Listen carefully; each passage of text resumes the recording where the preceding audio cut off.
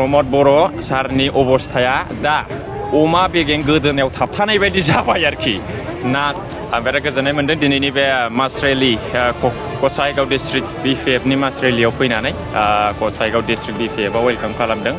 आरो गोबांथार स्टेट बेंकआव मावग्रा आरो गोबां UPPLनि कंग्रेसनि बिथांमोनाबो जइन जादों दिनै नैबे गसाइगावनि जोंनि BPFनि मास रेलियाव आं बेखौनो फोरमायहरो दिनै प्रमद बर' सारनि अबस्थाया दा अमा बेगें गोदोनायाव थाबथानाय बायदि जाबाय आरोखि ना जादेरनो हायो ना बुंनो हायो ना रायलायनो हायो माने UPPLआ खुनु मोनसे एजेन्डा गैला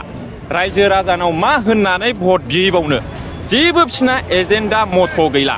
प्रमद बर' सारहा 25 बोसोर BTCनि चिफ जानायनि सिमां दंमोन आरोखि आं बेखौ UPPLनि नेताफोरनाव आबसुनि नेताफोरनाव सिरि सिरि सोंखोमानानै माने नायबिजिरनानै मिथिदों बिथाङा प्रमद बर' सारा 35 बोसोर बैसोआवनो सेन्ट्रेल एबसुनि प्रेसिडेन्ट जादों खायदा खायसि खालामनानै ओमफ्राय 10 बोसोर खुनुरुखम एखेबारे दिन्थिफ्लानानै नंखाय खोथा बुंनानै बियो 45 बोसोराव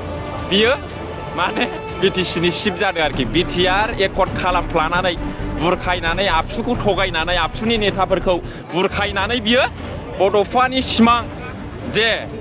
सेपारेट स्टेट बेखौ बियो दंस' खालामबाय फाइनाल एन्ड कमप्रिहेन्सिभ खालामबाय दा आबसुआ ना बड'लेण्ड बिफिनजायो ना आन्दालन खालामफिनजायो माने आबसुखौ बियो दग' मग'आव दोनबाय आरोखि दा बिथांनि सिमाङा जोब्बाय माने बियो एखेबारे गसंनो हाला थैनाय बायदि जाबाय आरोखि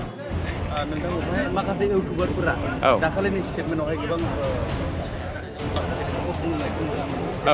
सासे हारिनि उदाङै माने पार्टियावहाय लोब्बा लाखिनानै आदसा आंहा मोनसे पलिटिक्सनि सिमांसो दंखायो आङो माने कालसाराव बिदि पार्मानेन्टलि गान खननानै एक्टिं खालामनानै जागोन बा मावलांगोन आंहा बिदि गैया आं दिनैसिम खुनु दामग्रा देग्रा हेन्डजों प्रेक्टिसबो होफेराखै आंखौ मानसिफ्रा लेंहरो आं डाइरेक्ट गानखौ खननानै डायलग होनानै फैयो आरोखि आंहा खुनु बिदि कालसारनि सारेगामा प्रेक्टिस गैया एक्टिंनि ट्रेनिं गैया आंना डाइरेक्ट गोदोनिफ्रायनो माने गोदोथ' होनजाला 2015-16-13निफ्रायनो आंहा डाइरेक्ट पलिटिक्सआव जइन जानानै माने पार्टिखौ सापर्ट खालामनाय माने केम्पेइनाव ओंखारनाय माने पार्टिनि थाखाय जा हायो खामानि मावनाय गान खननायजों डायलग होनायजों पार्टिनि थाखाय माने बाथ्रा बुंनायजों आंहा बे आंनि सिमांखा दा आंखौहाय मानसिफ्रा गुबुन सानो गाज्रि बुङो फाव फान्दायो ना आंनि माबा माबि गाज्रि बानायफ्लानानै गाज्रि पिक्सार खालामनानै ससियेल मिडियायाव फाटायो बे गावसिनि खोथा आङो आंनि खामानिखौ आंनि सिमांखौ आङो मावफुंलांगोन आरोखि फैबाय थानाय समावहाय उननि समावहाय नोंथाङा खाबु मोनोब्ला 10 बा 15 बोसोरसोनि उनाव नोंथाङाबो इलेक्सन गेलेनो दङ नामा नङा बेथ' उनाव जागोन आंहा एथ' बिदि गिदिरबो सिमां गैया माने उनावहाय मा जायो बेखौ इसोरा मिथिसिगौ आरोखि थेंक इउ